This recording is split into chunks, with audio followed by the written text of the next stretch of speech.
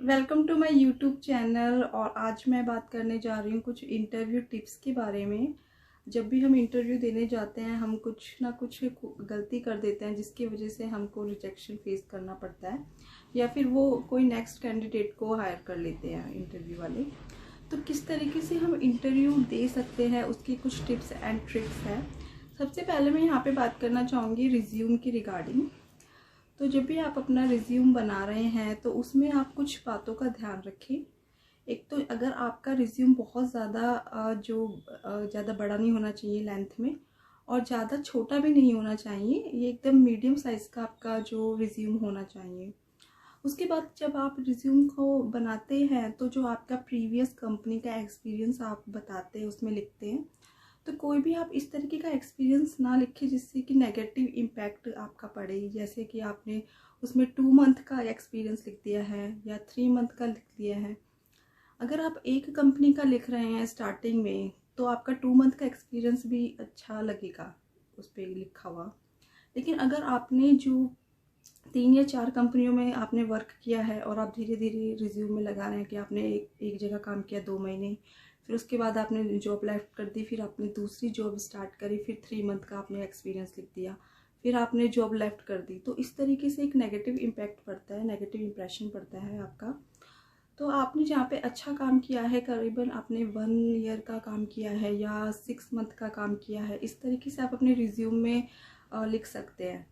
और अपने रिज्यूम को आप ज़्यादा से ज़्यादा आपको अपने बारे में हाईलाइट करना है। जैसे आप ये बता सकते हैं कि आप कितने ज़्यादा आप डायनेमिक है और कितने आपने लॉन्ग टर्म तक काम किया है, ये बातें आप ज़रूर बताएं उसमें और लिखें भी। और अपने एक्सपीरियंस को ज़्यादा से ज़्यादा अच्छा लिखें कि मैंने वहाँ पे वर्क किया है और मेरा काम वहाँ पे कितना अच्छा था। इस तरीके की चीज़ें भी आप अपने रिज्यूम में लिख सकते हैं।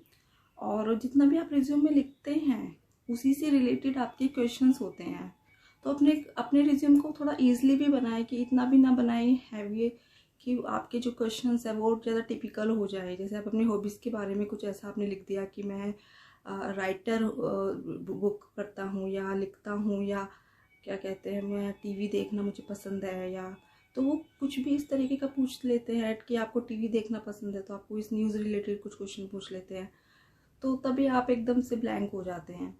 तो अपने रिज्यूम को बहुत ही ज़्यादा ईजिली बनाएं।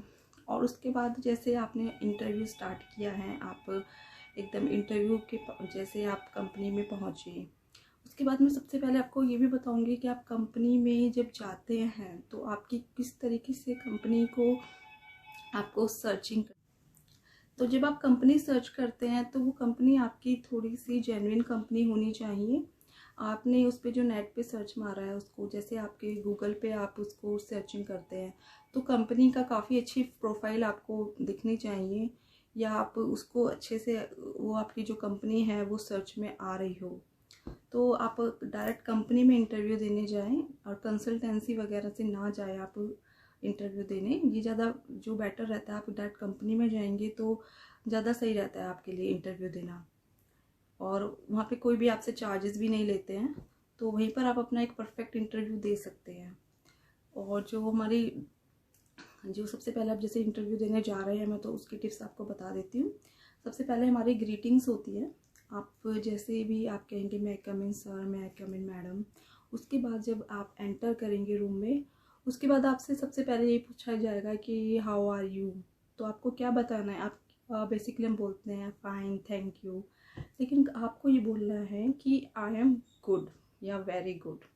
इससे आपका इंप्रेशन और अच्छा लगेगा और सामने वाले को लगेगा कि आप बिल्कुल भी नर्वस नहीं हैं।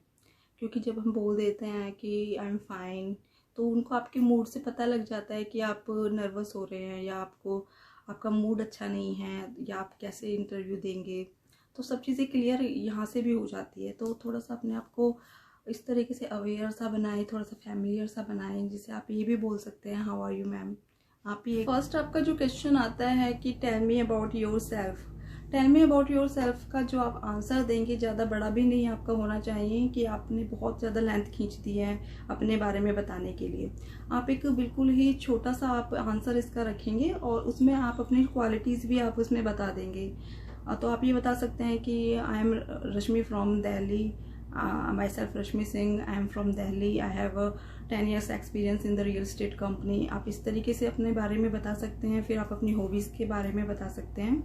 फिर आप अपने बारे में जैसे बताते हैं कि आपकी स्ट्रेंथ के बारे में बता सकते हैं, अपनी वीकनेस के बारे में बता सकते हैं। तो जब आपको स्ट्रेंथ भी आप रखने चाहते हैं तो उसमें आप डिसिप्लिन रख सकते हैं, क्योंकि डिसिप्लिन अगर आप बोलेंगे तो उनको अच्छा लगेगा कि ये बहुत ही ज़्यादा डिसिप्लिन वाला पर्सन है, यहाँ पे अच्छा काम करेगा, डिसिप्लिन से रहेगा। तो इस तरीके की आपको अच्छे पॉइंट्स आपको बता देने अपने tell me about yourself में। और उसके बाद जो आपका नेक्स्ट क्वेश्चन आएगा वो आपके रिज्यूम में यही पूछेंगे कि आपको कहाँ पे क्या एक्सपीरियंस किया है आपने। तो एक क्वेश्चन जो आपको बहुत मेनली पूछा जाता है कि आपने अपनी लास्ट कंपनी क्यों आपने लेफ्ट करी है। तो इसका आंसर ना बहुत सारे लोगों को नहीं मिलता है। तो मैं एक आपको टिप्स बताना चाहूँगी यहाँ पे, बहुत ही इम्पोर्टेंट टिप्स। जब आपसे कोई पूछे ना कि आपने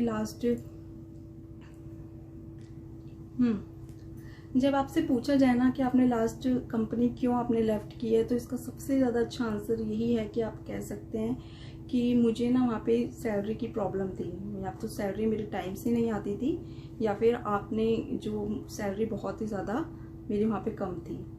तो ये जो आप बोलेंगे ना, तो इससे बहुत ही अच्छा ये पड़ेगा कि वो ही सोचेंगे कि आपको इस कंपनी में उनको थोड़ी सी हाई सैलरी ही देनी चाहिए जो उनकी पहली सैलरी थी। तो एक तो ये हो जाएगा। दूसरा, वो आप ये भी बोल सकते हो कि वहाँ पे कंपनी में कोई ग्रोथ नहीं मिल रहा था मुझे, तो वो फिर इस कंपनी में आपको अच्छी ग्रोथ भी देंगे। तो ये अच्छा आपका एक्सप्रेशन पड़ेगा। पर अगर आप ये बोल देते हैं ना कि मैंने जो लास्ट आप कंपनी की बुराइयाँ स्टार्ट कर देते हैं करने कि वहाँ पे कंपनी अच्छी नहीं थी, ये था वो था, तो इस तरीके के रीज़न आप ना दें। और ये भी आप रीज़न ना दें कि हम बहुत दूर से हमने वहाँ पे ट्रैवलिंग करना पड़ा था हमको, तो इस वजह से भी वो कई बार ये सोचते हैं कि आप अपने कोई पास के घर की कंपनी सर्च मार लें। तो आपको कभी भी ये ट्रैवल वाला इशू भी नहीं बताना है, कि आपको बस ये बताना है कि मुझे वहाँ पे सैलरी की प्रॉब्लम थी।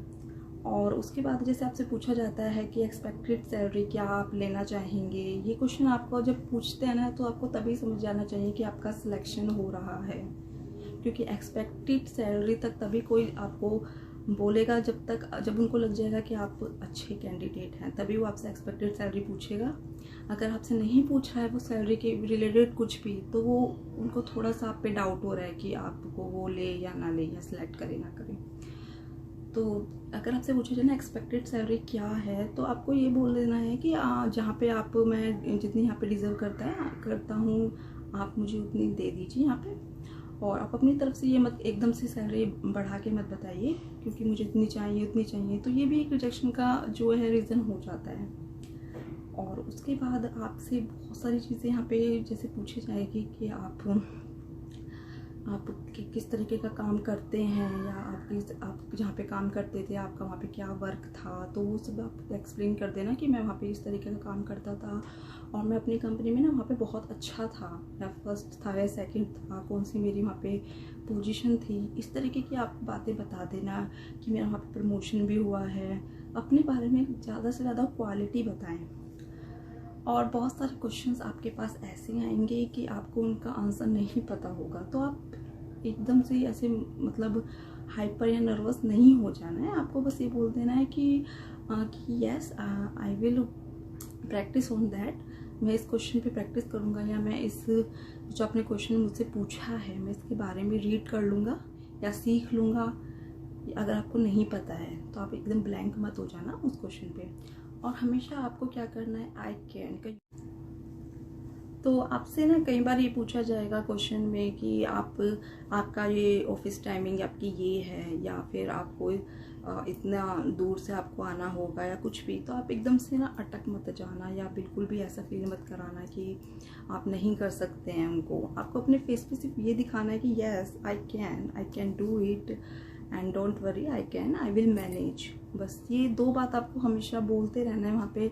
जैसे भी वो कुछ भी आपको करने के लिए बोले कि हमारी कंपनी में ना ये रूल है या वो रूल है, तो जो बाद में रूल्स चेंज भी हो जाते हैं जब आप धीरे धीरे कंपनी ज्वाइन कर लेते हैं, आपको कुछ भी कोई भी, तो ऑब्वियसली सी बात है, रूल्स तो बाद में चेंज हो ही जाते हैं कंपनी के। अगर एक बार आप ज्वाइन कर लिया आपने कंपनी, तो आप टाइम इशू बता सकते हैं, कुछ भी इशू बाद में बोल सकते हैं। लेकिन जब आप एकदम बिगनर्स हैं, एकदम से आपने इंटरव्यू ही दिया है, तो आप उस टाइम पे ये बोले कि I can and I will manage and I do it, I can do it, बस।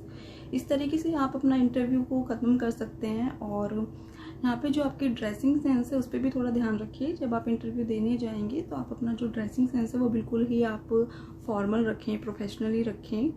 और उसमें अगर गर्ल्स अगर इंटरव्यू देने के लिए जा रही हैं, अगर वो कॉटन के कपड़े ज़्यादा यूज़ करेगी, जैसे कि आप कुर्ती वगैरह है, जो आपकी साड़ी वगैरह है, अगर आप उसमें कॉटन का यूज़ करेंगे, थोड़ा डिसेंट सा लुक बना के जाएंगे, तो वो बहुत ज़्यादा अच्छा रहेगा। बाकी आज की टिप्स एंड ट्रिक्स आपको अच्छी लगी होगी। Thank you so much.